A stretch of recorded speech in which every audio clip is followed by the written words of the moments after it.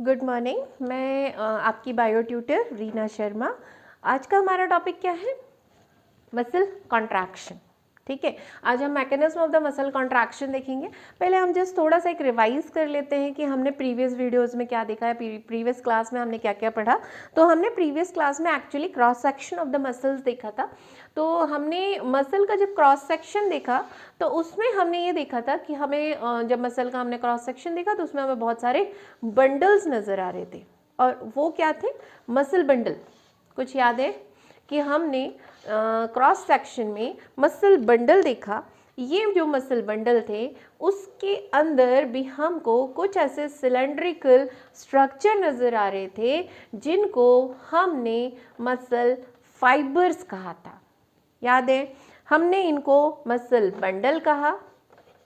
थोड़ा सा हायरार्की पे भी ध्यान देना कि सबसे पहले हमने मसल देखा। मसल का जब क्रॉस सेक्शन देखा तो उसके अंदर हमको मसल बंडल नजर आए। Muscle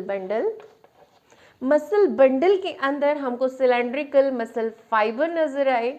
muscle fibres, muscle fibre को ही हमने मसल सेल कहा था। इन मसल सेल के अंदर अब हमने और ध्यान से देखा तो इसके अंदर हमको फिर से कुछ सिलेंड्रिकल स्ट्रक्चर नज़र आ रहे थे जिनको हमने मसल फाइब्रिल कहा था। कुछ याद है? Muscle fibril. ये क्या थे? Muscle fibril. हायरार्की याद रखेंगे। सबसे पहले मसल के अंदर मसल बंडल के अंदर मसल फाइबर्स के अंदर मसल फाइब्रिल। क्लियर है? और यही मसल फाइब्रिल जो है इसके अंदर हमें कुछ light bend, dark bend, light bend, dark bend, light bend, dark bend, कुछ ऐसा स्ट्रक्चर हमें दिखाई दे रहा था। क्लियर है? हमने ये भी कहा था कि यही जो मसल फाइब्रिल है एक्चुअली रिस्पॉन्सिबल है for the contraction of muscles. मतलब ये जो मसल फाइब्रिल के अंदर ये जो फिलामेंट्स हैं, ये भी मैंने कल आपको बताया कि ये जो हमें लाइट बेंड, डार्क बेंड जो बना रहे हैं एक्चुअली ये प्रोटीन है या फिलामेंट ऑफ प्रोटीन है जिनको हम मायोफिलामेंट कह रहे हैं। और ये मायोफिलामेंट जो है वो फाइब्रिल के अंदर एक स्पेसिफिक तरीके से अरेंजमेंट में ये अरेंज है। इसीलिए ये ऐसे नहीं है कि थिन आ गया फिर थिक आ गया, ऐसा नहीं। यहाँ पे हमने बोला पहले थिक फिर थिक फिर थिक थिक, एक दूसरे के जस्ट पैरेलली अरेंज है। इसीलिए जब हमने इनको अंडर द माइक्रोस्कोप जब इनको एग्जामिन किया गया तो जहाँ से लाइट पास इजीली हो गई वो एरिया लाइट नज़र आया। वहाँ पर कोई डार्क जोन, मतलब लाइट इजीली लाइट पास हो रही थी इसलिए वो लाइट दिखाई दिया। जबकि जिस एरिया से लाइट पास नहीं हो रही थी वो एरिया हमें डार्क नज़र आया, इसलिए हमने उसको लाइट बैंड और डार्क बैंड भी कह दिया था। कुछ ऐसा याद आ रहा होगा कि अगर हमने इसका स्ट्रक्चर देखा तो हमने ये भी देखा था कि भाई कुछ ऐसा एरिया था जिसमें हमको डार्क बैंड और लाइट बैंड नज़र आ रहा था। मतलब ये हमारे डार्क बैंड हो गया, ये लाइट ऐसा कुछ नज़र आ रहा था। हमने ये भी देखा कि ये जो लाइट जोन है इसके अंदर हमको कुछ ऐसे लाइंस नज़र आ रही थी, या हम कहें कि हमको कुछ ऐसे लाइन नज़र आ रही थी जिसको हमने जिगजैग लाइन या जेड लाइन कहा। जेड लाइन कहा था इसको हमने। जेड लाइन जो थी एक्चुअली ये जो जेड लाइन थी ना वो जो लाइट जोन है उसके जो लाइट फिलामेंट था वो इसके दोनों तरफ था, या हम बोले कि यहाँ पे जो प्रोटीन फिलामेंट था, मायोफिलामेंट था, वो दोनों तरफ इक्वली था। मतलब जेड लाइन को हमने जो हमारे पास यहाँ पर फिलामेंट था मायोफिलामेंट, उसके मिड की लाइन कहा जेड लाइन को। ये हमको कल दिखाई दिया था। ठीक है, हमने ये कल देख लिया था। प्लस हमने ये भी देखा कि भाई ये जो जेड लाइन है, ये जो जेड लाइन है, जेड लाइन, एक जेड लाइन ये और एक जेड लाइन ये, दो जेड लाइन के बीच का जो ये एरिया है या पोर्शन है, इसी एरिया को, इसी पोर्शन को हमने सार्कोमियर कहा था। ठीक है, अच्छा ये भी देखा था हमने कल कि जो सार्कोमियर है एक्चुअल में ये जो सार्कोमियर है इसमें थोड़ा सा फिलामेंट ये भी आ रहा है, हम इसको ऐसे बना देते हैं। इसको हम थोड़ा सा स्ट्रक्चर देखें तो कुछ ऐसा स्ट्रक्चर हम बना देते हैं जिसमें हमने बोला कि ये जो थिन फिलामेंट था उसका भी कुछ पार्ट इसके ऊपर ओवरलैप हो रहा था, कुछ पार्ट। सेंटर का पार्ट अभी भी छूट रहा है, कुछ पार्ट यहाँ पर ओवरलैप हो रहा था। और ये वाला जो एरिया था इसको हमने सार्कोमियर कहा। मतलब एक सार्कोमियर में, कल हमने ये देख चुके हैं कि एक सार्कोमियर में क्या क्या है, तो हमने बोला सार्कोमियर में ए बैंड, पहले हम यहाँ से देखें तो हाफ आई बैंड आ रहा था, इसको हमने आई बैंड कहा था। ये कल हम स्ट्रक्चर देख चुके हैं कि ये वाला जो एरिया था जो कि एक्टिन, ट्रोपोमायोसिन और ट्रोपोनिन से बना है, इसको हमने आई बैंड कहा था। ये वाला जो एरिया, डार्क वाला जो एरिया था, उसको हमने ए बैंड कहा था, यानी एन आइसोट्रोपिक बैंड कहा था। और आई बैंड मतलब आइसोट्रोपिक बैंड कहा था। तो हमने बोला half I plus A plus half I, ये तीनों को मिला के हाफ आई, पिंक वाला एरिया दिख रहा है, ये हाफ आई और ये ए, हाफ आई ए और हाफ आई, ये मिलाकर बन रहा था सार्कोमियर। ये कल हम देख चुके थे। जो सार्कोमियर है एक्चुअल में वो स्ट्रक्चरल एंड फंक्शनल यूनिट है किसकी? मसल कॉन्ट्रैक्शन की। किसकी? मसल कॉन्ट्रैक्शन की स्ट्रक्चरल एंड फंक्शनल यूनिट है। मतलब मसल का कॉन्ट्रैक्शन यहीं हो रहा है। जब यहाँ हो रहा है मतलब यहाँ हो रहा है। मसल कॉन्ट्रैक्शन कहाँ हो रहा है? यहाँ हो रहा है। अब ये मायोफाइब्रिल मतलब मसल फाइब्रिल में ये हो रहा है। मसल फाइब्रिल जब कॉन्ट्रैक्ट होंगे तो मसल फाइबर कॉन्ट्रैक्ट होगी, मसल फाइबर कॉन्ट्रैक्ट होगी तो मसल बंडल कॉन्ट्रैक्ट होंगे, और मसल बंडल कॉन्ट्रैक्ट होंगे तो मसल्स कॉन्ट्रैक्ट होंगे। क्या चीज़ें समझ में आई? ये पूरा हमने कल पढ़ चुके थे, आज जस्ट हम एक रिवाइज कर रहे हैं कि इस चैप्टर में हमने प्रीवियस क्लास में हमने क्या क्या पढ़ा। क्लियर है? अब ये थोड़ी सी चीज़ें हमें क्लियर हो रही हैं कि भाई ये जो यूनिट है अगर यहाँ कॉन्ट्रैक्शन हो रहा है, इसका मतलब कि ये जो आई बैंड जिस प्रोटीन से बना है और डार्क बैंड यानी ए बैंड जिस प्रोटीन से बना है, शायद वो दोनों ही प्रोटीन इसमें इंपॉर्टेंट रोल प्ले कर रही हैं। राइट? इसका मतलब सबसे पहले मसल कॉन्ट्रैक्शन के मैकेनिज्म को समझने से पहले हमको सबसे ज़्यादा ज़रूरत है कि हम इन प्रोटीन के स्ट्रक्चर को समझें। मतलब हम कॉन्ट्रैक्टाइल, इन प्रोटीन्स को हम कॉन्ट्रैक्टाइल प्रोटीन कह रहे हैं, उसके स्ट्रक्चर को समझना सबसे ज़्यादा इम्पॉर्टेंट है। तो हमारे पास जो कॉन्ट्रैक्टाइल प्रोटीन है वो कौन कौन से हैं? तो हमने बोला जो कॉन्ट्रैक्टाइल प्रोटीन है वो कौन है? तो सबसे पहले मायोसिन। पहले मायोसिन देख लें, डार्क। और क्या था? एक्टिन, जो कि आई बैंड बना रहा था, एक्टिन। एक्टिन के साथ और कौन सा था? ट्रोपोमायोसिन और ट्रोपोनिन। कुछ याद आ रहा है? ये सब हम कल पढ़ चुके हैं।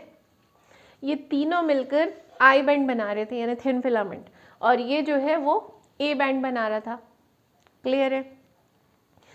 अब सबसे पहले हम स्ट्रक्चर ऑफ मायोसिन देखें कि स्ट्रक्चर ऑफ मायोसिन कैसा है।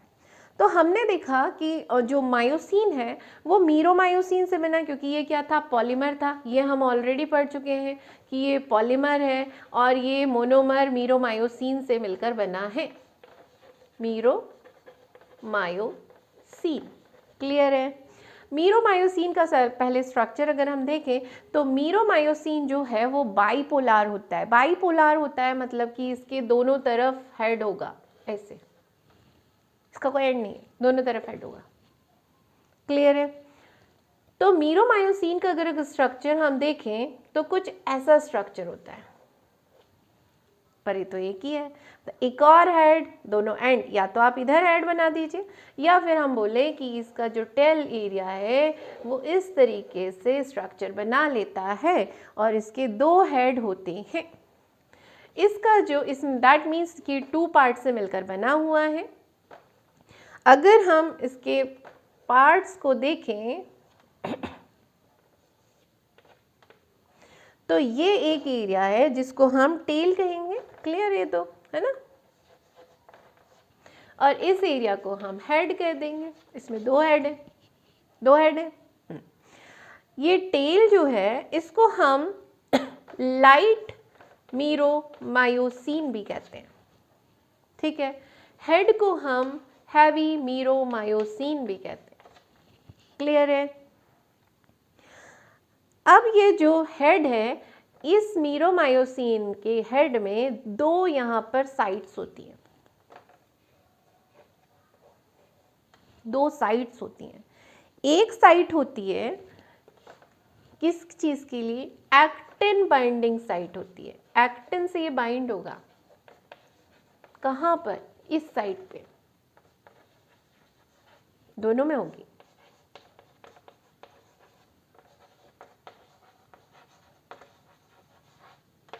क्लियर है? फिर दूसरा साइड क्या है?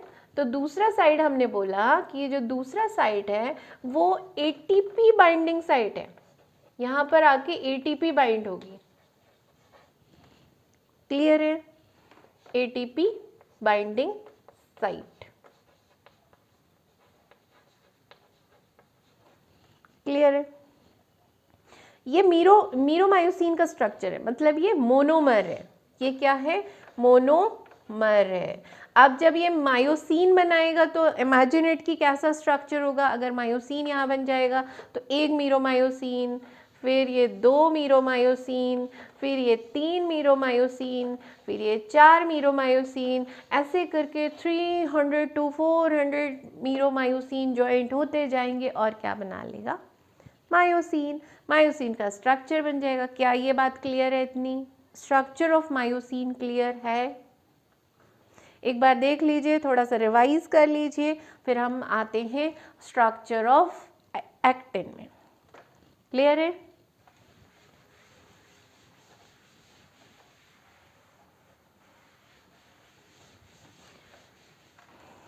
चलिए अब हम आते हैं एक्टिन में। एक्टिन का स्ट्रक्चर अगर देखें तो हमने बोला ये जो एक्टिन प्रोटीन है एक्चुअली ये मोनोमर एक ग्लोबुलर प्रोटीन है, उससे मिलकर ये बना है। मतलब एक्टिन जो है वो पॉलीमर बनाएगा, लेकिन कोई भी चीज़ का मोनोमर होता है तभी तो वो जुड़ जुड़ के एक लंबा थ्रेड बनाएगा। तो यहाँ पर एक्टिन का जो मोनोमर है वो जी एक्टिन है, जिसको हम कह रहे हैं ग्लोबुलर एक्टिन। ठीक है, ये ग्लोबुलर एक्टिन एक दूसरे के साथ जुड़कर फिलामेंटस स्ट्रक्चर या फिलामेंट बना लेंगे और जिसको हम कह रहे हैं F actin, filament actin. Clear है? G for globular, F for filament. Clear है? पर शायद ये आपको याद होगा कि हमने ये भी पढ़ा था कि यहाँ पर, क्योंकि हमने यहाँ पढ़ा था कि भाई यहाँ 300 to 400 मीरोमायोसिन मिलकर मायोसिन बना रहे हैं। ठीक है, तो वैसे ही हमने यहाँ पढ़ा था कि थिन फिलामेंट में दो एक्टिन के फिलामेंट होते हैं, दो ट्रोपोमायोसिन के फिलामेंट होते हैं और 3 सब यूनिट होती है ट्रोपोनिन की। ये मैं बता चुकी हूँ, फिर भी एक रिमाइंडर। फिर हमने तो यहाँ एक फिलामेंट बन गया। ठीक है, तो हमने कहा कि ये जो एक फिलामेंट बना है एक्टिन का और एक और फिलामेंट रहेगा, क्योंकि हमने बोला कि एक्टिन में यहाँ पर जो थिन फिलामेंट बनेगा उसमें एक्टिन के दो फिलामेंट जो हैं वो प्रेजेंट होंगे और ये दोनों फिलामेंट एक दूसरे के ऊपर ट्विस्टेड होंगे।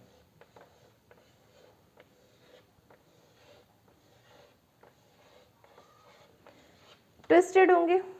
क्लियर है?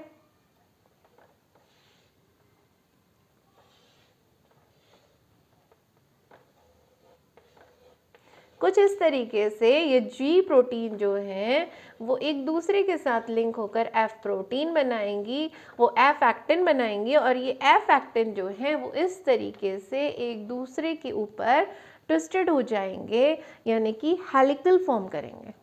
क्लियर है? ये हमारा एक्टिन का स्ट्रक्चर हो गया।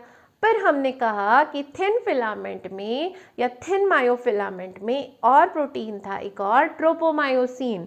ट्रोपोमायोसिन भी दो हैं यहाँ पर, ये भी फाइबर लाइक स्ट्रक्चर है, फिलामेंटस स्ट्रक्चर है। ये जो ट्रोपोमायोसिन के फिलामेंट या फाइबर जो है, थ्रेड लाइक स्ट्रक्चर जो है, वो इसके साथ साथ रन करेगा। समझ में आ रहा है कि अगर हमने कोई एक मोतियों की माला बना दी, उसको ट्विस्ट कर दिया, उसके साथ साथ एक बगल से एक थ्रेड जा रहा है, उसमें लिंक नहीं है, उसके साथ साथ जा रहा है, कुछ वैसा ही स्ट्रक्चर यहाँ हो रहा है।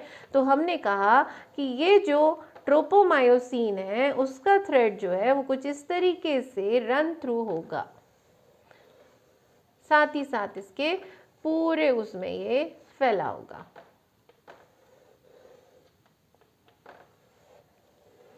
चीजें समझ में आ रही हैं? ये क्या बना दिया हमने, ये एक्टिन है, ये क्या है, ट्रोपोमायोसिन है। अब क्या बचा, दो ये हो गए, दो ये हो गए, क्लियर है। अब हमने कहा ट्रोपोनिन की 3 यूनिट भी यहाँ पर प्रेजेंट है, ठीक है। ट्रोपोनिन की 3 यूनिट होती है, कुछ इस तरीके से ये यूनिट्स एक दूसरे के साथ अरेंज रहती हैं, ठीक है। 3 यूनिट में एक ये जो होता है वो टी सी, एक जो होता है टी एम या TTM, और एक जो होता है वो TI, ठीक है।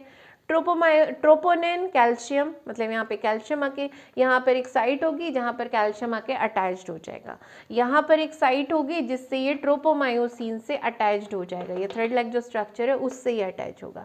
यहाँ पर एक साइट होगी जो कि कवर अप कर लेगा किसको, ये जो एक्टिन प्रोटीन का जो G प्रोटीन है उसके यहाँ पर इस G प्रोटीन में भी हर प्रोटीन के पास एक साइट होती है जिससे ये मायोसिन से अटैच रहता है, इसको हम कहते हैं मायोसिन साइट या मायोसिन बाइंडिंग साइट। जैसे हमने वहां पर एक्टिन बाइंडिंग साइट देखा था वैसे यहां पर भी मायोसिन बाइंडिंग साइट होगा, क्लियर है। तो ये जो है, ये जो ट्रोपोनिन है इसकी जो ये यूनिट्स या हमको जो ट्रोपोनिन दिखाई दे रही है वो कहीं कहीं, ऐसा नहीं कि बिल्कुल साथ में, कहीं कहीं पर ये अरेंज है, अटैच्ड है, और ये कुछ इस तरीके से अटैच्ड है।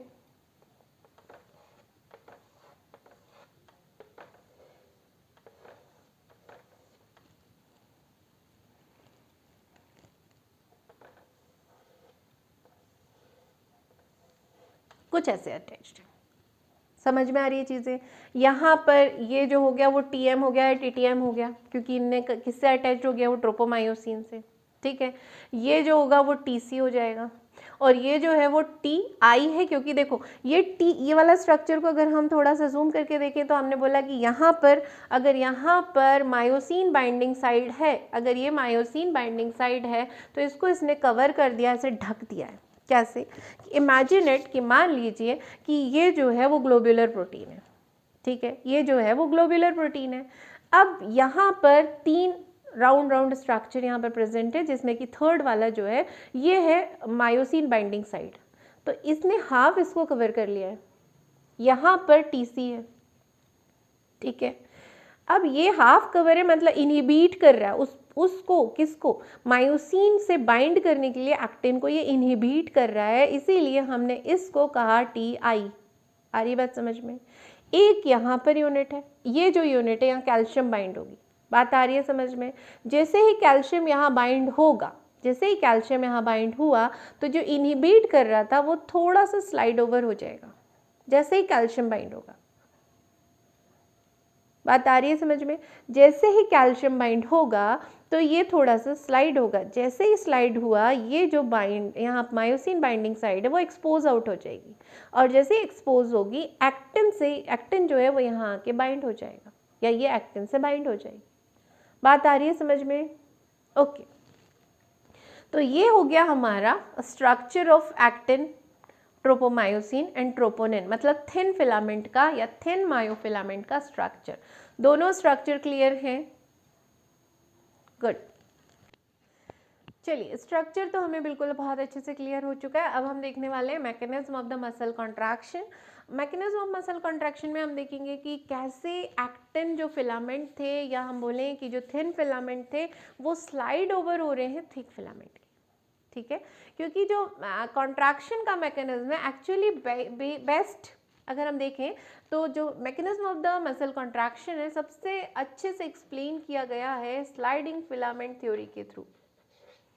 स्लाइडिंग फिलामेंट, ये हमने शायद कल के वीडियो में भी मैंने आपको बताया कि what is the sliding filament theory. तो ये जो स्लाइडिंग फिलामेंट थ्योरी है, इसको अगर हम समझें तो उसी के थ्रू ये मसल कॉन्ट्रैक्शन को बहुत अच्छे से एक्सप्लेन किया गया है। और ये एक्सप्लेन किया गया है किसके थ्रू, तो हमने बोला हक्सले के थ्रू, हक्सले एंड हक्सले के थ्रू। दो साइंटिस्ट थे, F Huxley and E Huxley, A F Huxley and E Huxley, इनके थ्रू जो है ये स्लाइडिंग फिलामेंट थ्योरी दी गई थी। इस थ्योरी के अकॉर्डिंग, स्लाइडिंग फिलामेंट थ्योरी के अकॉर्डिंग इन्होंने क्या कहा कि muscle contraction occur when a thin filament slide over thick filament, when thin filament slide over, ऊपर आया पीछे गया, ऊपर आया पीछे गया, तो when a thin filament slide over thick filament muscle contraction occur, ये स्लाइडिंग फिलामेंट थ्योरी कह रही है। अब हमें यही देखना है कि कैसे एक थिन फिलामेंट जो है वो थिक फिलामेंट के ऊपर स्लाइड ओवर हो रहा है। जो हमने स्ट्रक्चर ऑफ अभी दोनों फिलामेंट, मायोफिलामेंट का स्ट्रक्चर देखा, उनका यहाँ पर क्या रोल है वो हम यहाँ पर देखने वाले हैं। सबसे पहले हम ये देखें कि मसल कॉन्ट्रैक्शन जो है वो कहाँ से स्टार्ट होता है। तो मसल कॉन्ट्रैक्शन इनिशिएटेड व्हेन, जब सीएनएस के थ्रू मोटर न्यूरॉन के द्वारा कुछ सिग्नल्स सेंड किए जाते हैं। ठीक है, सीएनएस हमारा सेंट्रल नर्वस सिस्टम, ये जब न्यूरॉन्स के थ्रू अफेक्टेड एरियाज में सिग्नल सेंड करता है तो उनको हम कहते हैं मोटर न्यूरॉन। ये हम पढ़ चुके हैं, यह हमें मालूम है। ठीक है, इसे हम कहते हैं मोटर न्यूरॉन। चलिए ठीक, हमने कहा ये जो मोटर न्यूरॉन्स हैं इनके थ्रू जो सीएनएस है वो सिग्नल इनिशिएट करता है या सेंड करता है। कहाँ पहुँचाता है? अफेक्टेड एरिया में, दैट मीन्स मसल्स के पास। हमने मसल का स्ट्रक्चर देखा था, हमने बोला ये सिलेंड्रिकल स्ट्रक्चर है मसल फाइबर का। मसल फाइबर जिसमें हमने टी ट्यूब्यूल देखा। ठीक है, थोड़ा रफ डायग्राम बन गया। हमने देखा था ये जो मेम्ब्रेन है इसको हमने सार्कोलेमा कहा था, और ये जो सार्कोलेमा है जो आउटर मेम्ब्रेन है इसको हमने सार्कोलेमा कहा। ठीक है, यहाँ पर हमने बोला था एंडोप्लाज्मिक रेटिकुलम है जो कि store house of calcium ion है, कैल्शियम आयन का स्टोर हाउस है। यहाँ पर बाकी स्ट्रक्चर आपको याद है, प्लाज्म है, माइटोकॉन्ड्रिया है, वगैरह वगैरह, है ना। और यहीं पर अगर हम देखें तो यहीं पर हमें क्या नज़र आ रहे हैं? माइक्रोफाइब्रिल, या हम बोले मसल फाइब्रिल, जहाँ पर डार्क लाइट ये बैंड प्रेजेंट है। ठीक है, अब पहले तो हम देखें initiation of the muscle contraction कैसे होता है। ये जो न्यूरोट्रांसमीटर यहाँ पर है, यहाँ पर कुछ न्यूरोट्रांसमीटर्स प्रेजेंट हैं। हमने बोला कहाँ पर? साइनेप्टिक नोब में, एक्सॉन टर्मिनल के दोनों का जो जंक्शन है, जहाँ पर न्यूरॉन, मोटर न्यूरॉन और मसल्स का जो जंक्शन जहाँ पर होगा, इसे हम कहते हैं न्यूरोमस्कुलर जंक्शन। क्या कह रहे हैं इसे? न्यूरोमस्कुलर जंक्शन, या फिर इसे एक और नाम देते हैं हम, क्या? Motor end plate. किस जगह को? इस जगह को। ठीक है, इस जंक्शन को। इस जंक्शन में अब क्या होगा? यहाँ पर जैसे ही जो इम्पल्सेस आती हैं, जब वो इम्पल्स होंगी, दैट मीन्स जब न्यूरॉन्स या कोई भी मेम्ब्रेन जब रेस्टिंग स्टेज में होती है तो वो डिपोलराइज्ड होती है। जैसे ही इम्पल्स जनरेट हो जाती है वो पोलराइज्ड हो जाती है, अगेन रेस्टिंग स्टेज में रिपोलराइज्ड हो जाती है, ये हमें मालूम है। अब हमने कहा कि जैसे ही इम्पल्स होंगे, यहाँ से इम्पल्स यहाँ तक पहुँचेंगे, ये जो साइनेप्टिक नोब्स है ये न्यूरोट्रांसमीटर रिलीज करेगा, और न्यूरोट्रांसमीटर कौन सा यहाँ पर होता है? ACH। न्यूरोमस्कुलर जंक्शन में जो न्यूरोट्रांसमीटर रिलीज होता है वो होता है ACH। कौन सा? एसिटिल या एसिटाइल कोलाइन। क्लियर है। एसिटिल कोलाइन ये एक न्यूरोट्रांसमीटर है जो यहाँ पर with the help of the जो इम्पल्स है वो जनरेट हुए हैं। जैसे ही न्यूरोट्रांसमीटर रिलीज होता है एक एक्शन पोटेंशियल जनरेट हो जाता है, ठीक है। एक एक्शन पोटेंशियल जनरेट होगा किस में, इस सार्कोलेमा में। क्यों? क्योंकि यहाँ पर कुछ रिसेप्टर प्रेजेंट है सार्कोलेमा में। ये रिसेप्टर इस ACH को रिसीव करेंगे और इस पूरी मेम्ब्रेन में एक एक्शन पोटेंशियल जनरेट हो जाएगा। अब देखो टी टिब्यूल का रोल क्या है, क्योंकि ये थोड़ा डीप तक जा रहे हैं, डीप तक जा रहे हैं, तो यहाँ पे जैसे ही एक्शन पोटेंशियल जनरेट होगा वैसे ही membrane of the endoplasmic reticulum वो भी इम्पल्स वहाँ तक भी पहुँचेगा और इस मेम्ब्रेन से कैल्शियम आयन चैनल ओपन हो जाएंगे। ये जो एंडोप्लाज्मिक रेटिकुलम, यहाँ हम बोलते हैं कि सिस्टर्नी, हमने पढ़ा था एंडोप्लाज्मिक रेटिकुलम, सिस्टर्नी, टिब्यूल, ये सब होते हैं।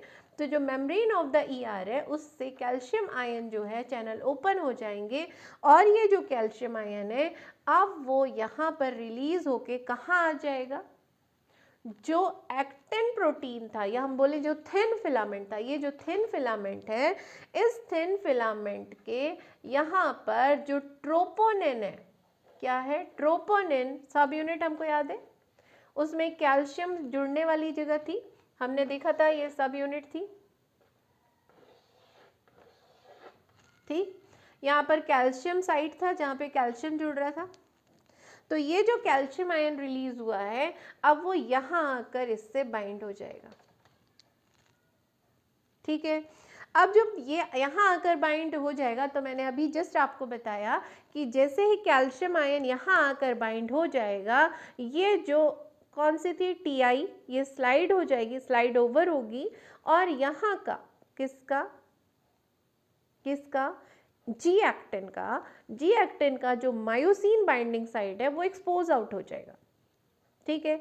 जैसे ही कैल्शियम आयन यहाँ पर थिन फिलामेंट के ट्रोपोनिन के जो बाइंडिंग साइट है वहाँ आकर जुड़ेगा, ये स्लाइड ओवर होगा और ये इनहिबिट पीछे हो जाएगा और यहाँ पर जो ग्लोब्यूलर प्रोटीन का जो ये मायोसिन बाइंडिंग साइट है अब वो एक्सपोज हो जाएगा, कुछ ऐसा हो जाएगा, ये एक्सपोज हो जाएगा या हम बोले ये थोड़ा सा टर्न हो जाएगा तो ये मायोसिन बाइंडिंग साइट एक्सपोज हो जाएगा। और अब जो यहाँ पर मायोसिन का जो हेड था, याद है 2 हेड, अब जो हम अगर देखें जो हमने स्ट्रक्चर अभी मायोसिन का देखा था तो मीरोमायोसिन का, तो 2 हेड याद है, यहाँ पर भी कुछ बाइंडिंग साइट्स थे। तो जो ग्लोब्यूलर प्रोटीन का ये जो मायोसिन बाइंडिंग साइट है और जो मीरोमायोसिन के हेड का जो एक्टिन बाइंडिंग साइट है ये एक दूसरे से बाइंड हो जाएंगे, समझ में आ रही है बात, ये एक दूसरे से बाइंड हो जाएंगे और बना लेंगे क्रॉस ब्रिज, क्या बना लेंगे, क्रॉस ब्रिज। लेकिन कैसे बना लेंगे, नहीं, ये बनाने के लिए इनको एनर्जी की जरूरत पड़ेगी, ATP की जरूरत पड़ेगी, किसकी जरूरत पड़ेगी, ATP की। थोड़ा हम स्ट्रक्चर फिर से अच्छे से देखते हैं यहाँ पर कि हमने क्या क्या देखा। तो हमने ये देखा कि जो डार्क बैंड हमने देखा कि जो ग्लोबुलर प्रोटीन है, मतलब अगर हम लाइट बैंड डार्क बैंड की बात करें तो ये Z लाइन हो गया, Z लाइन में यहाँ पर थे तो हम इसको ग्लोबुलर प्रोटीन देख लेते हैं कि भाई ये ग्लोबुलर प्रोटीन है, 2 फिलामेंट है, F प्रोटीन बना लिया इन्होंने, कुछ ऐसे स्ट्रक्चर हमको नज़र आ रहा है ना। फिर हमने ये भी देखा था कि यहाँ पर ट्रोपोमायोसिन है, ठीक है। फिर हमने बोला कि यही ट्रोपोमायोसिन के पास यहाँ पर 3 सब यूनिट है, देखा था। अब हमने ये भी देखा कि भाई यहाँ पर डार्क बैंड प्रेजेंट था, डार्क बैंड प्रेजेंट था, ऐसा था ना, ये सुनो, ये डार्क बैंड प्रेजेंट था, ये Z लाइन, ये सुनो। तो ये जो डार्क बैंड है यहाँ पर कुछ ऐसे मीरोमायोसिन के हेड प्रेजेंट है,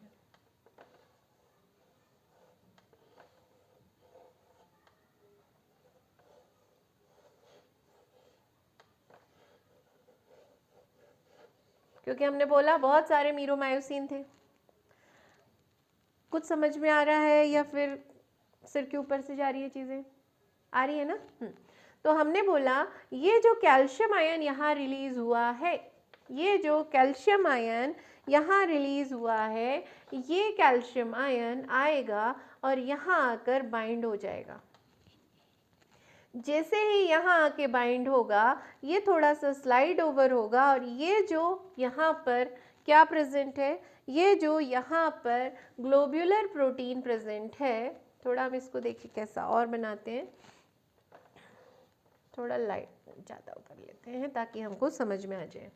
हमने कहा ये हो गया, ये हो गया, ये हो गया, ठीक है। यहाँ पर आकर कैल्शियम आयन जुड़ गया है, ठीक है। जैसे ही कैल्शियम आयन आके यहाँ बाइंड होगा, ये स्लाइड ओवर हो जाएगा और यहाँ पर जो मायोसिन बाइंडिंग साइट है वो एक्सपोज हो जाएगी और ये मायोसिन बाइंडिंग साइट इस बाइंडिंग साइट से जुड़कर क्रॉस क्या बना लेगी, क्रॉसिंग ब्रिज बना लेगी। मतलब कि हम जब देखेंगे तो यहाँ पर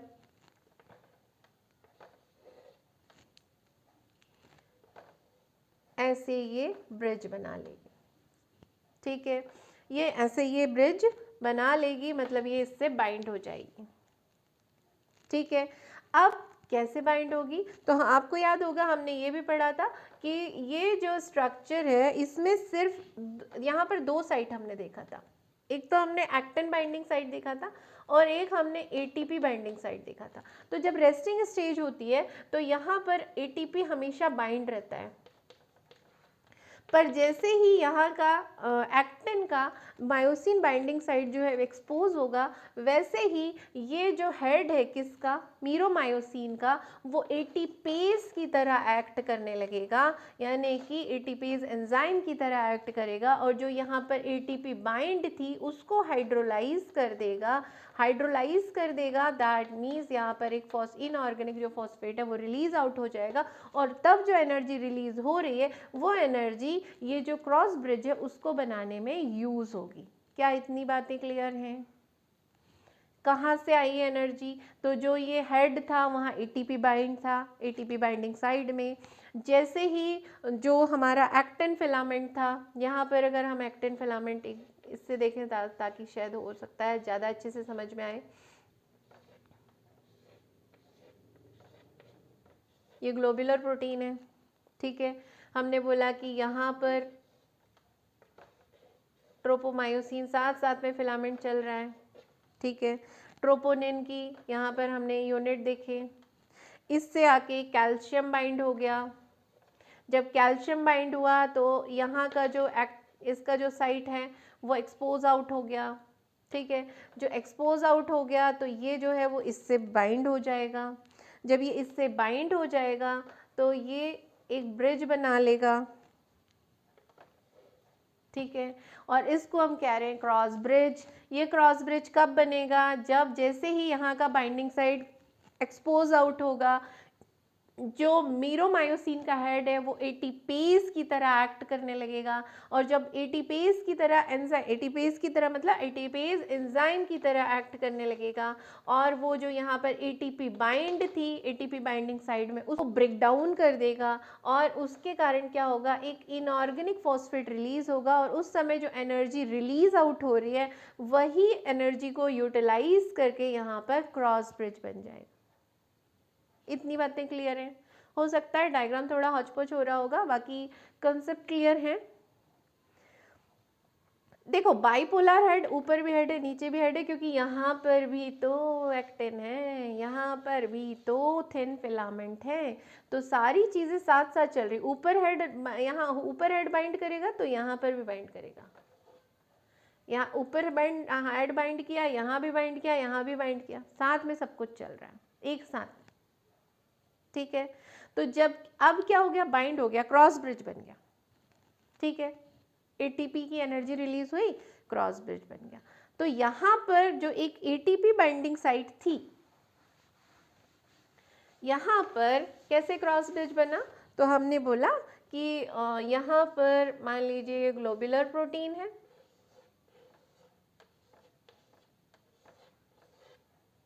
ना। अब ये ग्लोबुलर प्रोटीन है, यहाँ पर हमने कहा था कि ये मीरोमायोसिन है, ठीक है।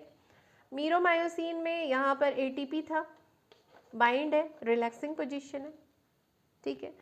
यहाँ पर ट्रोपोनिन प्रेजेंट था, जिसको हमने बोला था कि 3 सब यूनिट है।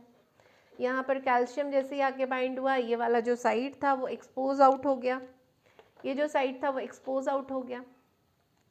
जैसे ही एक्सपोज आउट हुआ, ये जो हेड था इसमें 2 साइड थे, तो यहाँ पे जो एटीपी बाइंड था वो हाइड्रोलाइज हो गया, यानी ये एटीपीज की तरह एक्ट करेगा और अब इसको तोड़ देगा एडीपी और पीआई, मतलब फॉस्फेट, इनऑर्गेनिक फॉस्फेट में, मतलब एनर्जी रिलीज हो गई। जो एनर्जी रिलीज हुई है वो यूज होगी और यहाँ पर क्रॉस ब्रिज बन जाएगा।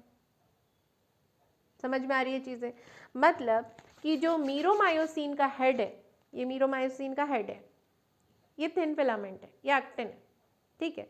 हमने बोला था जैसे ये खसका तो ये खसक गया, एक्टिन। अब ये जो मीरोमायोसिन का हेड है वो यहाँ आकर इस एक्टिन के फिलामेंट से जी जो फिलामेंट है या जी एक्टिन जो है उसके मायोसिन एक्टिव साइट्स में आकर और यहाँ का एक्टिन जो साइड है दोनों आकर एक दूसरे से बाइंड हो जाएंगे और बन जाएगा क्रॉस ब्रिज, ठीक है।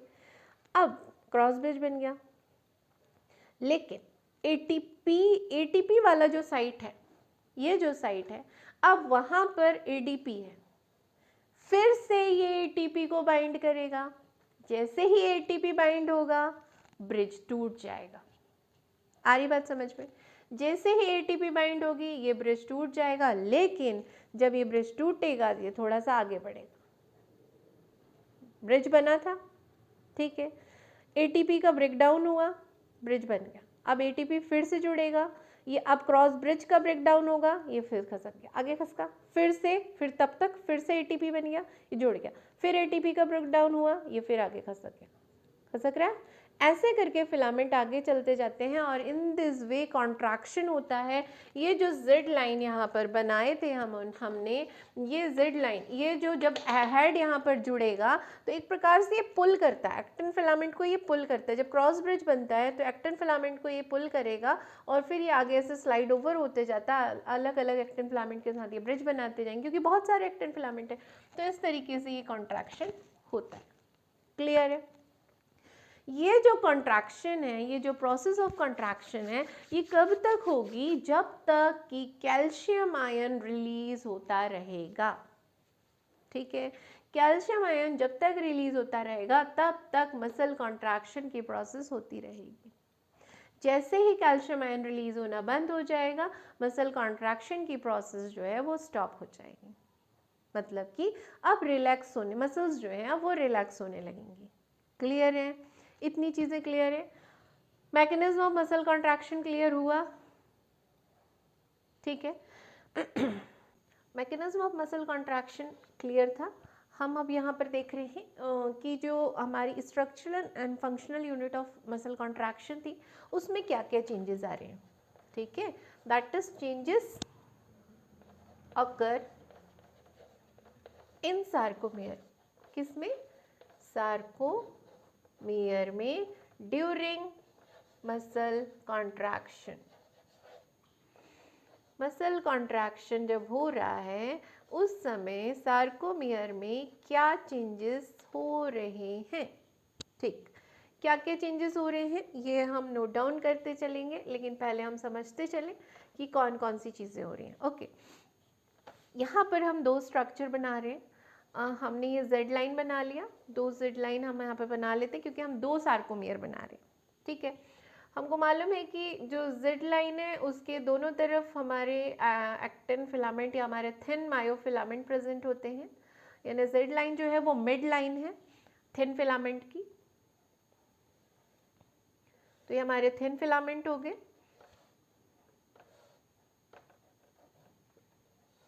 ठीक है। थिन फिलामेंट के बाद यहाँ पर हमारे थिक फिलामेंट प्रेजेंट है, ये भी हमको क्लियर था, ठीक है। ये हमारे थिक फिलामेंट है, थिक फिलामेंट जो कि मायोसिन से बने हुए हैं। ये हम कौन सा हम यहाँ पर मसल फाइब्रिल बना रहे हैं या सार्कोमेयर बना रहे हैं? जब हमारी मसल रिलैक्स पोजीशन में है या फिर रेस्टिंग स्टेज में है, हम उस समय का बता रहे हैं। ठीक है, ये हमारी जो है वो रेस्टिंग स्टेज है।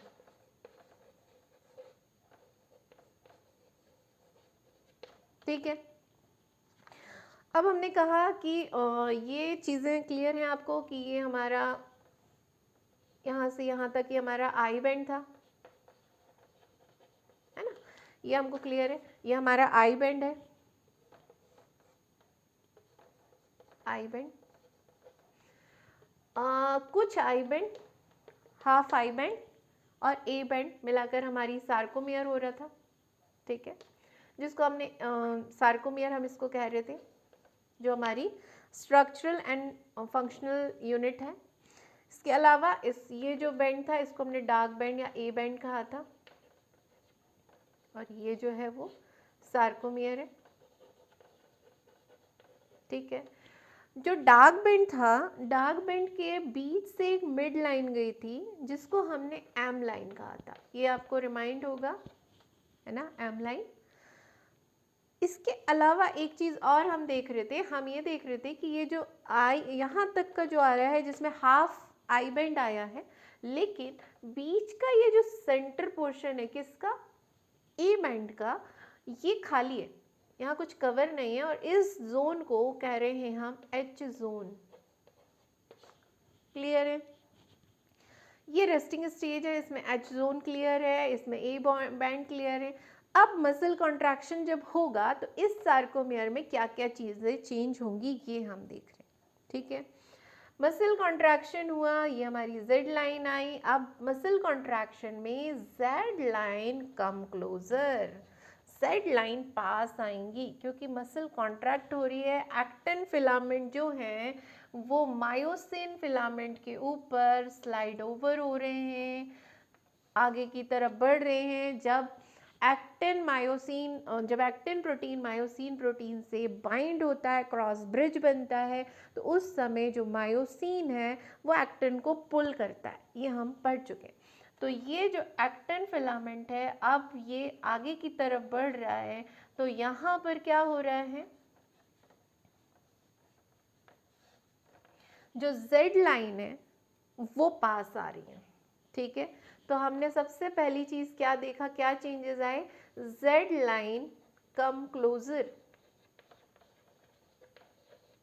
एक चेंज आया सार्कोमियर में। दूसरी चीज हम क्या देख रहे हैं, यहाँ पर जो हमारा थिक फिलामेंट था, यानी कि जो हमारा मायोसिन फिलामेंट था, उसमें कोई चेंज नहीं आ रहा है, यानी हमारा जो ए बैंड था उसमें कोई चेंज नहीं आ रहा भाई। आई बैंड जो है वो हमारा बल्कि छोटा हो गया है, क्योंकि यहाँ पर ये आई बैंड इतना था, अब यहाँ पर ये यहाँ तक भी आ जाएगा। मान लो ये वाला हम लेके चलते हैं, तो हमने बोला कि पहले हमारा यहाँ तक था, लेकिन अब आई बैंड जो है वो सिर्फ इतना बचा है, मतलब आई बैंड जो है यहाँ पर शॉर्ट हो गया है। क्या बात समझ में आ रही है कि हमारा जो आई बैंड है, अब जब कॉन्ट्रैक्शन हो रहा है उस समय हमारा जो आई बैंड है वो शॉर्ट हो गया है। तो दूसरा चेंज इसमें क्या आया, आई बैंड शॉर्टन। क्लियर है, और क्या चेंज आ रहा है, यहाँ पर जो एच जोन था वो इतना था, इसका एरिया देखिए एच जोन का, यहाँ पर जब मसल कॉन्ट्रैक्शन हो रहा है एच जोन रिड्यूस हो गया है, कम हो गया है H zone comparatively relax position में या रेस्टिंग स्टेज में जो हम देख रहे हैं उसके कंपैरिजन में कॉन्ट्रैक्टिंग जो स्टेज है वहाँ पर एच जोन जो है वो रिड्यूस हो गया है, एच जोन रिड्यूस, एक और चेंज। ठीक है, लेकिन हमने कहा जो ए बैंड है वो नहीं, उसमें कोई भी चेंज नहीं हो रहा, ए बैंड जहाँ की वहीं है, क्योंकि एक्चुअल में क्या होता है ना, ये ए बैंड जो है वो यहाँ से लिंक है, कुछ यहाँ पर कनेक्टिव टिश्यू होते हैं जिससे ये जेड लाइन से ऐसे हवा में नहीं अटका रहता है, ये भी कनेक्ट रहता है, ये जो प्रोटीन है वो जेड लाइन से कहीं ना कहीं से कनेक्ट होती है, तो वो अपनी जगह पे बिल्कुल स्टैटिक है, उनमें कोई चेंज नहीं आ रहा, बस जो आई बैंड है वो स्लाइड ओवर कर रहा है। तो हमने कहा यहाँ पर कि जो क्या ए बैंड है इसमें नो चेंज। तो these are the changes occur in the sarcomere during the contraction or the muscle contraction. Is it clear? इतनी सारी चीज़ें हैं जो हम एक सार्कोमियर में देखते हैं कि जब मसल कॉन्ट्रैक्शन होता है तो क्या क्या चेंजेस हो रहे हैं। इतनी बातें क्लियर हैं? ओके। अब हमने कहा कि जो हमारे बॉडी के अंदर स्केलेटल मसल्स हैं, क्या वो सारी मसल्स सेम है? नहीं, हमने हमारी बॉडी में या skeletal muscles not only in our body बल्कि इन जो भी जितने भी बर्ड्स हैं या ह्यूमन है या मैमल है जिनमें भी स्केलेटल मसल्स है, 2 टाइप ऑफ स्केलेटल मसल हमको देखने को मिलती है, that are the red and white. ठीक है, red muscles and white muscles. अब देखिए मैं बहुत देर से यहाँ पर खड़ी हूँ पर मेरी कमर में कोई दर्द नहीं है, जबकि मैं अगर अपनी नेक को बार बार ऐसे ऐसे कर रही हूँ तो मेरे नेक में पेन हो रहा है ना। तो दैट मीन्स हमारी जो वेस्ट बोन है, वेस्ट मसल्स हैं, या फिर जो मेरी नेक में जो मसल्स हैं या मेरी रिस्ट में जो मसल्स है एज़ कम्पेयर टू मेरे आर्म्स में जो मसल्स हैं उसमें कुछ तो चेंज है।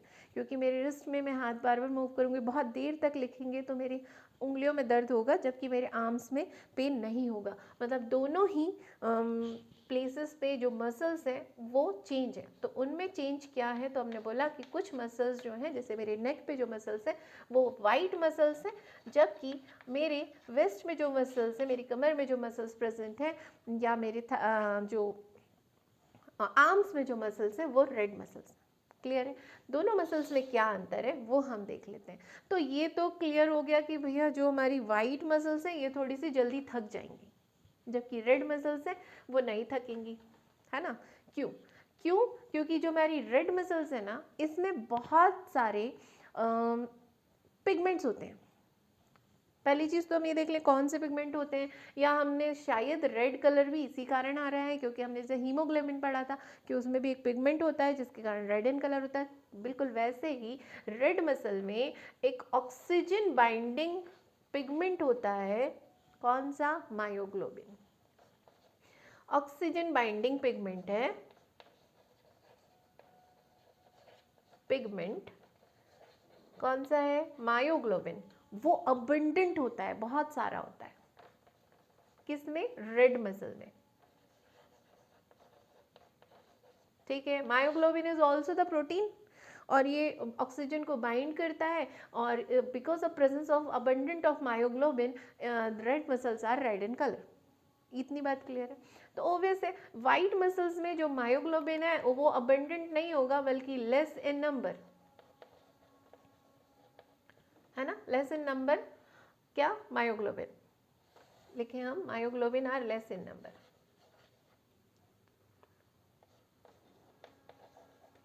Are less in number. ठीक है, इसके कारण जो वाइट मसल्स है वो वाइट कलर की दिखाई देती है, या हम बोले पेल कलर की दिखाई देती है, लेस इन नंबर। ठीक है, दूसरा डिफरेंस और क्या दिखाई दे रहा है हमको इसमें? अब मायोग्लोबिन प्रेजेंट है, बहुत सारा ऑक्सीजन ये बाइंड ज़्यादा है तो ज़्यादा ऑक्सीजन बाइंड करेंगे, ज़्यादा ऑक्सीजन बाइंड करेंगे मतलब कि यहाँ पर जो रेस्पिरेशन की प्रोसेस होगी, क्योंकि मूवमेंट के लिए एनर्जी की ज़रूरत होती है और एनर्जी हमको तब मिलेगी जब रेस्पिरेशन की प्रोसेस होगी। तो क्योंकि यहाँ पर ऑक्सीजन बाइंड हो रही है मतलब ये जो मसल्स है वो एरोबिक रेस्पिरेशन कर रहे हैं। तो इन मसल्स में एरोबिक रेस्पिरेशन हो रहा है, इसीलिए इन मसल्स को हम एरोबिक मसल्स भी कहते हैं। ठीक है, या एरोब्स भी कहते हैं। यहाँ पर क्योंकि मायोग्लोबिन कम है लेकिन वर्क अगर मान लीजिए बार बार कंटिन्यूअस हम मसल का कॉन्ट्रैक्शन रिलैक्सेशन हो रहा है, मतलब एनर्जी की तो ज़रूरत हो रही है, और जब एनर्जी बहुत अमाउंट मतलब उनकी जो रिक्वायरमेंट बढ़ जाती है, तब हमने पढ़ा है रेस्पिरेशन चैप्टर में कि वहाँ पर एनएरोबिक रेस्पिरेशन होने लगता है। ठीक है, कौन सा respiration? Anaerobic. Not only the anaerobic बल्कि एरोबिक के साथ साथ एनारोबिक रेस्पिरेशन हो सकता है when the lake of oxygen. ठीक है, जब ऑक्सीजन का लीक हो जाए, कमी हो जाती है, उस समय एनारोबिक रेस्पिरेशन होने लगता है। और हमने ये क्लास 10th में पढ़ा है कि ग्लूकोज जब पार्शियली ऑक्सीडाइज्ड होता है या ब्रेक डाउन होता है तो क्या बनाता है, लैक्टिक एसिड। ठीक है, और यही लैक्टिक एसिड के एक्यूमुलेशन के कारण क्या होता है, जो मैंने कहा अभी गर्दन में दर्द होने लगा है, मतलब कि मसल फटीग होता है, मसल फटीग होता है और इसके कारण हमें पेन होता है। ठीक है, इन मसल्स में ऐसा नहीं है, इनमें एरोबिक जो है रेस्पिरेशन हो रहा है, कंटिन्यूसली इनको ऑक्सीजन सप्लाई हो रही है, इसीलिए यहाँ पर कोई मसल फटीग की कोई चांसेस नहीं होते हैं। हाँ, लेकिन ये जो मसल्स है ना वो थोड़ा सा स्लो काम करती हैं, स्लोअर इन वर्क, वाइल ये जो वाइट मसल्स है वो काफ़ी फास्ट मूव करती हैं, फास्ट वर्क करती हैं, फास्टर इन वर्क। ठीक है, ये क्योंकि स्लो काम करती हैं लेकिन कंटिन्यूसली काम करती हैं, यानी कि इनका जो ड्यूरेशन है वो काफ़ी लॉन्ग होता है, लॉन्गर ड्यूरेशन, या बोले वर्क ड्यूरेशन इज लॉन्ग।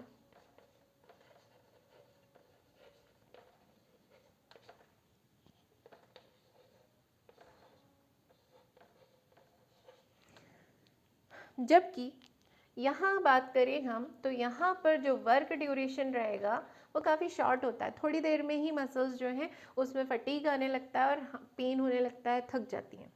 तो work duration is short. Clear है? और अगर हम इसकी बात करें तो हम क्योंकि यहाँ पर एरोबिक रेस्पिरेशन हो रहा है, मतलब माइटोकॉन्ड्रिया भी ज़्यादा अमाउंट में है, present in large amount, while इसमें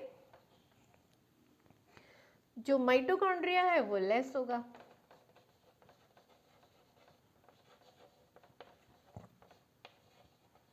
ठीक है, बट यहाँ पर एंडोप्लाज्मिक जो रेटिकुलम है, मतलब हम जिसको सार्कोप्लाज्मिक रेटिकुलम कह रहे हैं, वो उसके नंबर यहाँ पर ज़्यादा होंगे। Sarcoplasmic reticulum is more in number,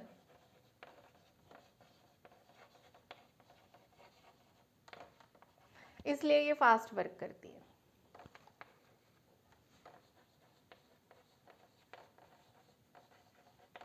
जबकि यहाँ पर सार्कोप्लाज्मिक रेटिकुलम जो है वो लेस इन नंबर।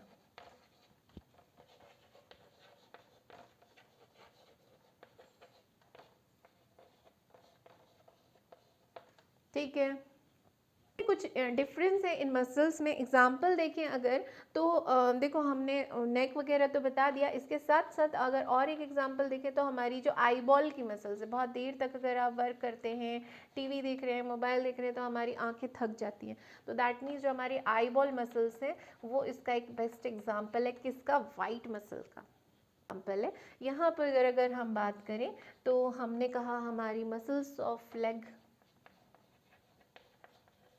या मसल्स ऑफ वेस्ट, है ना, ये उस फ्लाइट मसल ऑफ स्पैरो, चिड़िया, छोटी वाली जो चिड़िया रहती है उसको देखें हमने, ज़्यादा लंबा नहीं उड़ती, वो थोड़ा सा एक बार उड़ती है फिर थोड़ी देर बैठ जाती है, फिर वहाँ से फ्लाइट लेती है, तो that means flight muscle of sparrow, ये इसका किसका एग्जाम्पल है? वाइट मसल का। ये इसकी क्या बात करें हम, इसमें आ जाएगा flight muscle of pigeon, parrot, pigeon, parrot, eagle muscles of, these are the some example of the red muscles and white muscles.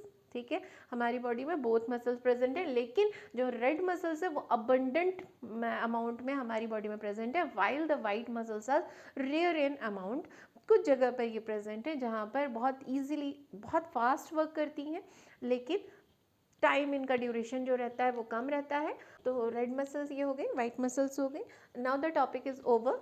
अब हम नेक्स्ट वीडियो में, नेक्स्ट क्लास में हम स्केलेटल सिस्टम पढ़ेंगे, human skeletal system. Coming video में हम उसको देखेंगे। ओके, कोई भी अगर डाउट है, कुछ है, तो आप मुझे टेक्स्ट कर सकते हैं कि कहाँ क्या डाउट है, मैं आपकी क्यूरीज को सॉल्व करूँगी। ओके।